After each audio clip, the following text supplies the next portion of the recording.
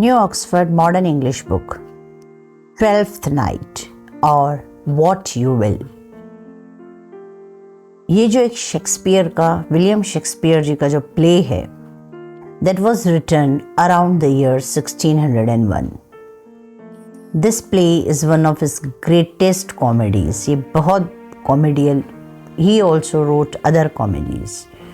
इसमें कई बहुत सारी कॉमेडीज़ उन्होंने लिखी थी, उसमें से ये एक है द 12th नाइट। इसको पूरा बताने के पहले इस 12th नाइट में है क्या। 12th night is about what love can make us do and how the people suffer as a consequences of love.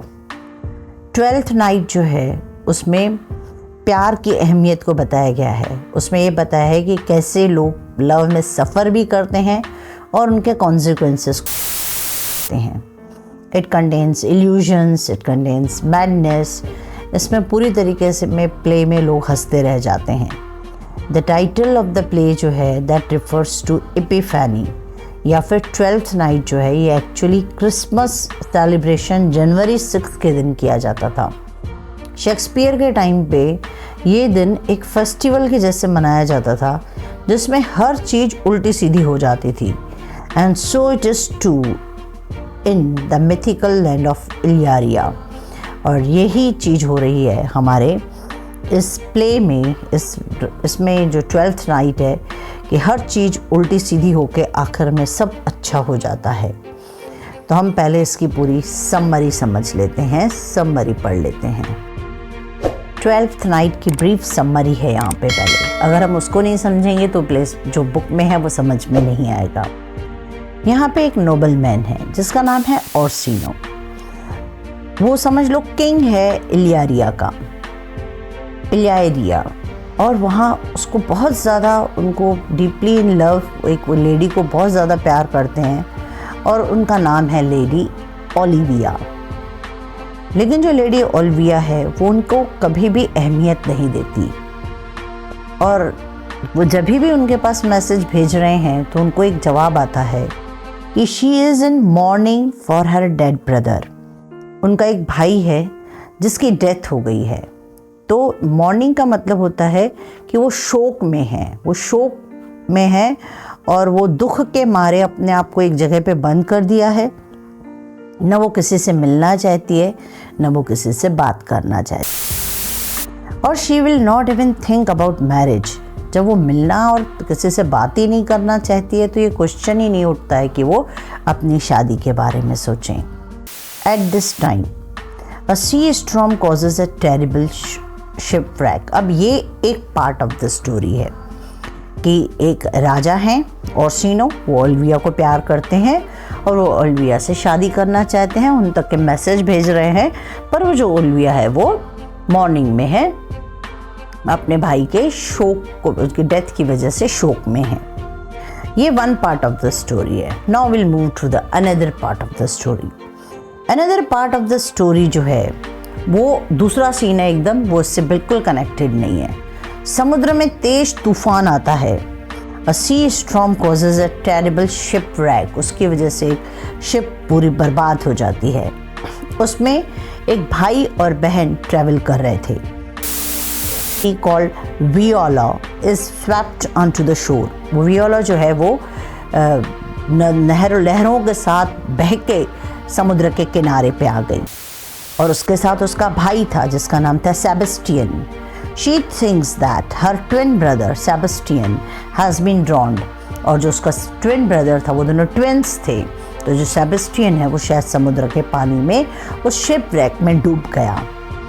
उनके साथ वियोला के साथ थे सी कैप्टन। सी के जो उस शिप के जो कैप्टन थे, sea captain tells her about Orsino and his love for Olivia.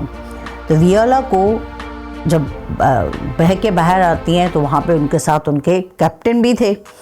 तो वो अब कहाँ जाए, तो उन्होंने बताया कि यहाँ के जो राजा हैं वो हैं ओर्सिनो और वो बहुत ज़्यादा प्यार करते हैं ओलिविया को। वियोला चाहती थी कि वो ओलिविया के लिए काम करे। Wishes to work in Olivia's home. Viola चाहती थी कि वो ओलिविया के घर में से काम मिल जाए, पर ओलिविया तो किसी से मिलने को तैयार नहीं थी, तो उसको काम मिलना तो काफ़ी इम्पॉसिबल था। But feels she will not be employed, पर वो जानती थी कि वहाँ एम्प्लॉयमेंट होना काफ़ी डिफ़िकल्ट है। तो वियोला ने क्या किया, वो लड़की होने के बाद खुद को एक आदमी जैसे ड्रेसअप कर लिया। She dresses as a man, और उसने अपना नाम रखा सीजेरियो। सीजेरियो जो है वो वर्क मांगने के लिए ओर्सिनो के पास गया और उसको ओर्सिनो के पास काम मिल गया। वियोला, जिसे अभी हम सीजेरियो बोलेंगे, is much liked by the Orsino. वो बहुत अच्छी थी वियोला, तो अपने बिहेवियर से बहुत जल्दी ही ओर्सिनो की नज़र में आ गई और ओर्सिनो से बहुत पसंद करने लगे, और उनका खुद का बेस्ट जो मिनिस्टर होता है, जिससे हर एक बात जो शेयर करते हैं, ओर्सिनो भी सीजेरियो अपनी शेयर करने लगे। वो उनका पेज बन गया, यानी बहुत ज़्यादा फेवरेट बन गए। She falls in love with Orsino, और जो वियोला है वो इतने अच्छा बिहेवियर ओर्सिनो को देख के वियोला मन ही मन ओर्सिनो को बहुत प्यार करने लगी। लेकिन ओर्सिनो तो बिल्कुल नहीं जानते थे कि वो एक लड़की है। उनकी नज़र में तो वो एक मेल है, दैट इज सीजेरियो। ओर्सिनो सीजेरियो को हमेशा भेजते अपना एक मैसेज लेके, ओलिविया के पास जाओ कि जो हमारे ओर्सिनो राजा हैं वो ओलिविया को बहुत ज़्यादा प्यार करते हैं और वो उनका प्रपोजल मान ले। वियोला मन ही मन खुद ओर्सिनो को चाहती है और उसको उन्हीं का मैसेज लेके जाना पड़ रहा है ओलिविया के पास। ओलिविया जब मैसेज लेके जाते हैं सीजेरियो, तो वो बहुत ही ब्यूटीफुल, जो वियोला थी वो काफ़ी ब्यूटीफुल थी। वो इतना ब्यूटीफुल यंग मैन को देख के जो ओलिविया है वो, और उसके इतने अच्छे तरीके से हर बात को, जो ओलिविया है वो सीजेरियो से प्यार करने लगी। Olivia herself falls for the beautiful young Caesario and believing Viola to be a man, क्योंकि वो नहीं जानती थी कि वियोला इज अ वुमेन है। दिस नाउ एक तरीके का लव ट्रायंगल बन गया। कहने का मतलब ओर्सिनो जो है वो ओलिविया को पसंद करते हैं, ओलिविया जो है वो वियोला को यानी सीजेरियो को पसंद करती है, और जो सीजेरियो जो है वो वियोला है वो ओर्सिनो को पसंद करती है। इसमें उनका काफ़ी कन्फ्यूजन चलता है, काफ़ी ज़्यादा ग्रेट मिस्ट्री, बड़ी खतरनाक पोजीशन रहती है। और इस प्ले में हंसी को और मिलाने के लिए बहुत सारे कैरेक्टर्स डाले गए हैं, जैसे sir Toby, sir Andrew Aguecheek, Maria, Feste, Malvolio, Antonio, Sebastian भी आखिरी में जिंदा प्रूव होते हैं। और ये सब इस प्ले को ऐसा डाल देते हैं, इतना मैडनेस क्रिएट होता है कि बहुत ज़्यादा उसको पसंद किया जाता है इस प्ले को। In the end the brother and sisters मिल जाते हैं, वियोला और सेबेस्टियन मिल जाते हैं। ओर्सिनो जो है, जब उन्हें पता पड़ता है कि वियोला जो एक लड़की है वो उससे शादी कर लेते हैं, और ओलिविया जो है वो सेबेस्टियन यानी वियोला के भाई से शादी कर लेती है, और सर टोबी जो हैं that marry to the Maria, and सारे कपल्स आखिरी में बहुत खुशी इस कंप्लीट प्ले को ख़त्म करते हैं। ये पूरे इसको समझाने के लिए बहुत ज़रूरी है कि पहले इस समरी को बहुत अच्छे से समझा जाए।